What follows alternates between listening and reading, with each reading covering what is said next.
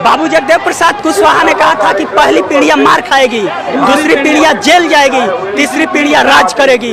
और ये जो पुलिस प्रशासन हम सभी को रोकने का काम कर रही है, इस जेल की दीवारों से हमें डराने का काम कर रही है, तो हम लोग डरने वाले नहीं है। इतिहास गवाह है कि जब जब मुल्क पर खतरा हुआ है, जब जब इस देश में तानाशाही सरकार आने के अपना वर्चस्व कायम करने का प्रयास किया है, तब तब भगत सिंह जैसे लोग, क्रांतिकारी लोग पैदा हुए हैं, तब तब मानवर साहब, कांशीराम, बाबा साहब अम्बेडकर जैसे लोग पैदा हुए हैं। हम आप प्रेस के माध्यम से यही कहना चाहेंगे, मनोहर साहब कांशीराम कहते हैं कि 1585 का जो लड़ाई है वो आजीवन जारी रहेगा।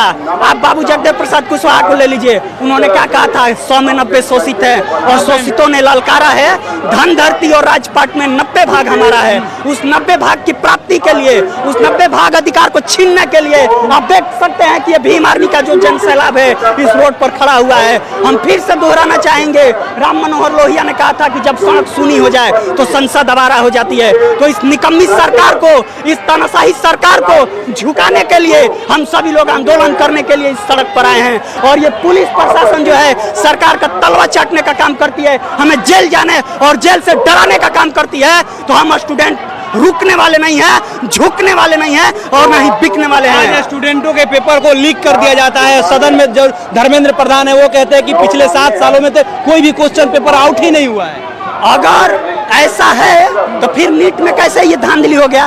फिर आप देखिए, बीपीएससी पेपर नहीं लीक होता था, वो भी लीक हो गया, नीट का पेपर लीक हो गया, और वो तमाम कमीशन लेवल का भी, अब तो यूपीएससी का भी पेपर लीक हो जा रहा है, जो कभी अपने आप में स्वच्छ एवं पारदर्शी माना जाता था। तो देखिए, हम यही कहेंगे, ये जो वर्तमान में सरकार है, एनडीए की सरकार है, भाजपा की सरकार है, ये पूरी तरह से तानाशाही हो चुकी है। और आने वाले जो अभी बिहार में जो 2025 का चुनाव है, उसमें हम विधानसभा का जो चुनाव है उसमें हम ये सत्ता को पलटने का काम करेंगे। हम युवा जाग चुके हैं, अब हम लोग जुल्म बर्दाश्त करने वाले नहीं है। चलिए, तो ये लगातार आप देख रहे हैं कि किस तरह से भीम आर्मी के जो लोग हैं वो एक्टिव मोड में आ रहे हैं। यहाँ जो पीछे आपको तस्वीरें दिख रहा है, ये सारे लोग भीम आर्मी के लोग हैं और ये सभी कोई प्रोटेस्ट कर रहे हैं कि किसी तरीके से आज के समय में जो ये चीजें हो रहा है ये ना हो। क्या हो रहा है जी, क्या दिक्कत? कमल सिंह वालिया उनको डिटेन कर लिया गया नहीं। अभी देखिए पुलिस सर, अब आप देख सकते हैं कि पुलिस प्रशासन व्यवस्था किस तरह नाकाम हो चुकी है।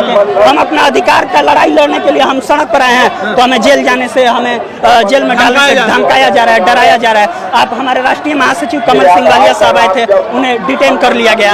आप देख सकते हैं कि बिहार में किस तरह जंगल राज कायम हो चुका है। इस जंगल राज जो कायम हो चुका है, आए दिन जितना भी अत्याचार हो रहा है, जितना भी बलात्कार, रेप केस जितना भी हो रहा है, इसका मुंह तोड़ जवाब हम लोग 25 में देने का काम करेंगे। 25 के विधानसभा में ईंट से ईंट बजा देने का काम कर रहे हैं। भीम आर्मी के लोग कह रहे हैं अभी से कि आप लोग शांत हो जाइए, वरना आने वाले समय में जो चुनाव होगा उसमें पता चल जाएगा। युवाओं की जो ताकत है, छात्रों की जो ताकत है, दलित समाज की जो ताकत है, वो आपको दिख जाएगा। इटली का एकीकरण करने वाले मेजनी ने कहा था कि संघर्षों के साय पर इतिहास हमारा पलता है, जिस ओर जमानी चलती है उस ओर जमाना चलता है। तो हम लोग जवानी वाले लोग हैं, हम नौजवान हैं, जिधर चाहे उधर सरकार पलट सकते हैं, जिधर चाहे उधर सरकार बना सकते हैं। बहुत बहुत धन्यवाद।